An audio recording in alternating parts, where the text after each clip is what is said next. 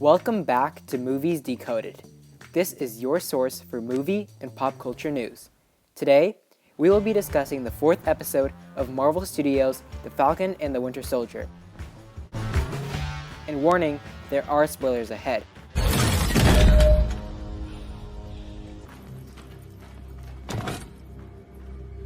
Did you know they could do that?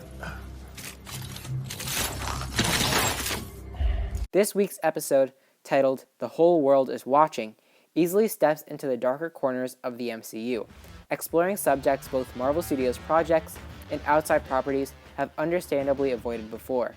Topics of supremacy, public violence, and even drug use are touched upon, creating a more mature adventure for audiences to embark on. The episode begins right where the last one, Power Broker, left off. Ayo, a Dora Milaje warrior from Wakanda, is tracking Zemo in hopes of capturing him, as he did kill King T'Chaka. As it turns out, Ayo and Bucky Barnes have history.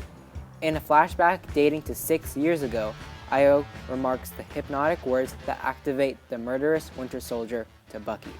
He has no reaction to it and is finally set free, as stated by Ayo. The moment is very beautiful as Bucky sits down and cries, finally and fully understanding what it feels like to be in control of himself. The moment serves as the most emotional and heartfelt scene in the episode, as the preceding story heavily depicts the scariest side of the superhero job. Cutting back to the present day, Bucky is unwilling to give up Zemo, and Ayo gives him 8 hours to use Zemo before the Dora Milaje come after him. This is the only time in the episode we get to spend time with Bucky, but we leave him at a very significant note. Unlike the previous escapades, Episode 4 focuses centrally on John Walker and Karli Morgenthau, who each proved to be very compelling characters with dynamic storylines. Both want to help the world, but each attempt to do so by taking irrational actions. Mama Danya, the woman who took in many of the Flag Smashers when they were living in poverty, is Karli's closest friend, and when Danya dies, Karli becomes vulnerable. Bucky and Sam learn more about Mama Danya thanks to Zemo, and Sam takes the opportunity to confront Karli and better understand her cause. However, just when Sam came to connect with Karli, John Walker and Lamar Hoskins step in to fight, resulting in a battle between all of them, the destruction of even more Super Soldier Serum, which Karli currently had custody of, and the escaping of the Flag Smashers.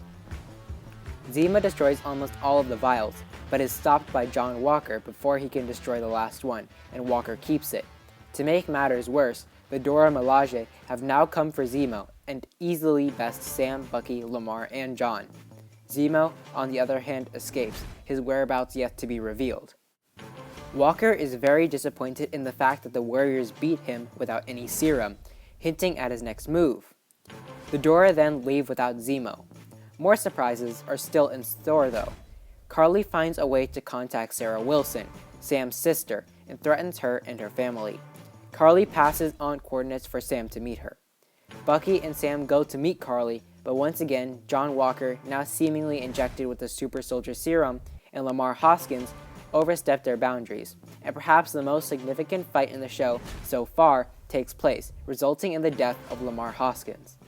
The moment heavily depicts the scarier side of the superhero job. Devastated and angry, John Walker runs after a nearby super soldier and publicly smashes the guy's head open with the shield. No pun intended. The scene is absolutely horrific, with bystanders recording blood on the cement and on the shield. It is there that a thick line is drawn between Captain America and John Walker, and his true mindset is revealed. The episode ends there. In general, Episode 4 of The Falcon and the Winter Soldier takes viewers on the darker road of its characters.